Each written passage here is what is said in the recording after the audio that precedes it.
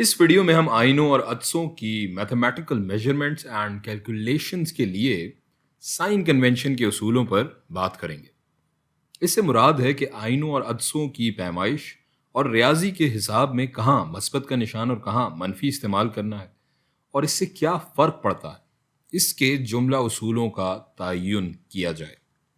अब इस अमल की अफादियत क्या है, ये इस वीडियो के अख्ताम तक आपको समझ आ जाएगी।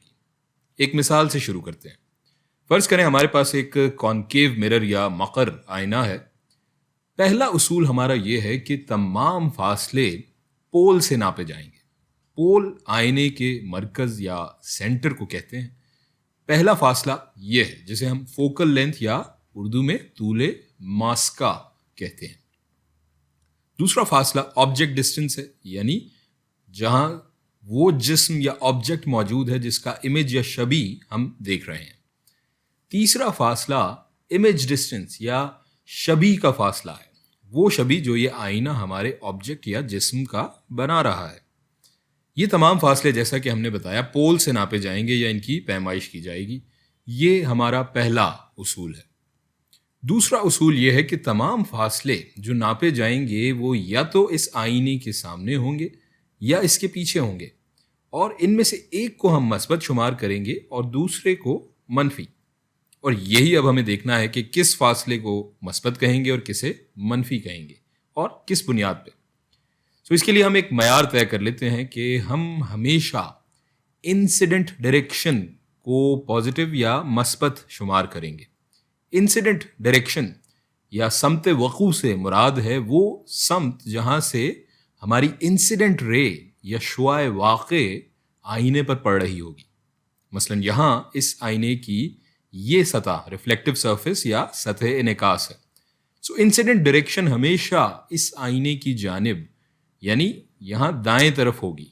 लिहाजा दाएं तरफ के या दाएं समत के तमाम फासले मस्बत तस्वुर होंगे।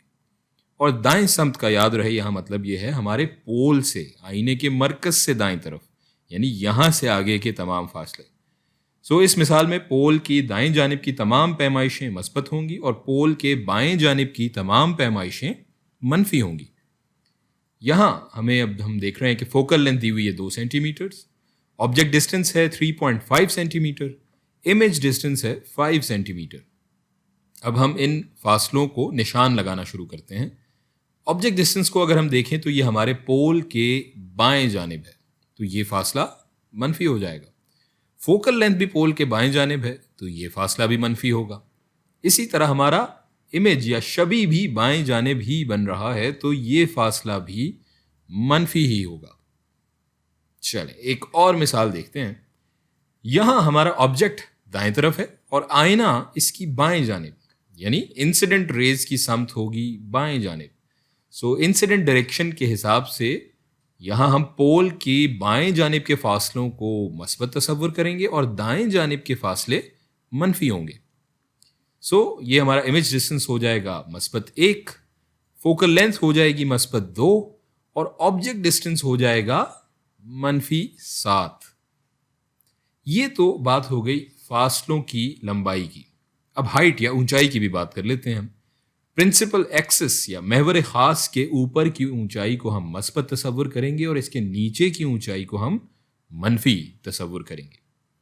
इस हिसाब से हमारी पहली मिसाल में हमारे ऑब्जेक्ट की ऊंचाई मस्बत होगी, जबकि हमारी छवि या इमेज की ऊंचाई मनफी होगी।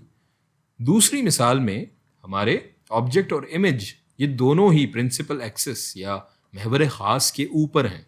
सो दोनों की हाइट या ऊंचाई को हम मस्बत मानेंगे। जनाब, ये हो गए हमारे उसूल जिनके तहत हम अपनी पैमाइश और फासलों को साइन लगाएंगे। अब बात कर लेते हैं कि हमें ये करने की ज़रूरत क्यों दरपेश आती है। इसकी मिसाल हमारी काइनेमेटिक्स या हरकियात की वीडियोज़ में भी आपको मिल जाएगी, जहां हम ग्रेविटी या कशिश सकल की बात करते थे तो जो अशिया ऊपर की जानिब जा रही होती थी उनकी वेलोसिटी को हम मस्बत पॉजिटिव तस्वुर करते थे, और जो नीचे ज़मीन की जानिब गिर रही होती थी उनकी वेलोसिटी मनफी।